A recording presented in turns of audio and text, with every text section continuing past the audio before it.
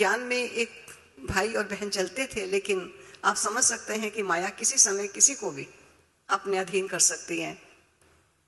और ये इंग्लैंड की बात है, वो समय आया कि उन दोनों ने शादी कर ली और शादी करने के पश्चात एक बच्चे को भी जन्म दिया। लेकिन काफी समय के बाद वे पुनः जब दादी के पास आए तो दोनों ही आए। तब दादी ने कहा कि अपने बच्चे को क्यों नहीं लाई, मुझे पता चला है आपका बेटा भी है। तो दोनों ही रोने लग गए।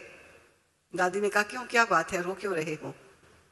तब उन्होंने कहा दादी, बच्चा जन्मांधा है, जन्म से ही अंधा हुआ। कर्म हमने बुरे किए, लेकिन बुरे कर्मों का परिणाम शायद हमारे बालक को भोगना पड़ा। दादी ने कहा ऐसा कभी नहीं हो सकता, हर एक अपने कर्मों का दंड और कर्मों का फल प्राप्त करता है। लेकिन दूसरे ही दिन दादी के कहने पर वो अपने बेटे को लेकर वहां पहुंचे। तो दादी उस दिन सतगुरुवार का दिन होने के नाते दादी सबको जल पिला रही थी। तो बच्चे को भी मां लाई और दादी ने उसके मुख में जल डाला। बच्चे को अवश्य जल स्वादिष्ट लगा। जल पीने के बाद कुछ क्षणों के बाद पुनः वो माँ की गोदी से उठा और दादी की तरफ आया और दादी की गाल पर हाथ करके कहता है कि मुझे पुनः दो। तो दादी ने उसको दोबारा उसके मुख में जल डाला और पीकर फिर वो माँ के पास गया।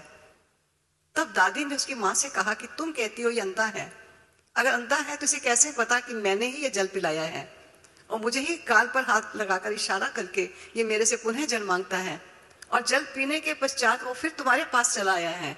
मैं नहीं समझती कि अंधा है, तुम एक बार डॉक्टर से पुनः इसका चेकअप कराओ।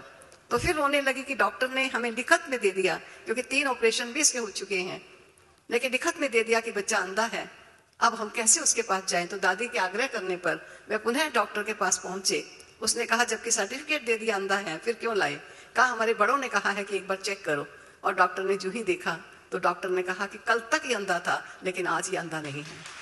तो जो कहा गया है कि करामत कैर खुदाई, कभी दादी ने इस प्रकार की करामत को खुदा का कैर समझकर कभी स्वीकार नहीं किया। दादी ने कहा ये कोई जल मेरे पिलाने से इसकी आंखें नहीं आई हैं, लेकिन इसका समय भोगना का पूरा हुआ और पूरा होने का निमित्त कारण बना कि बाबा का अमृत पिया और उसकी आंखें आ गई।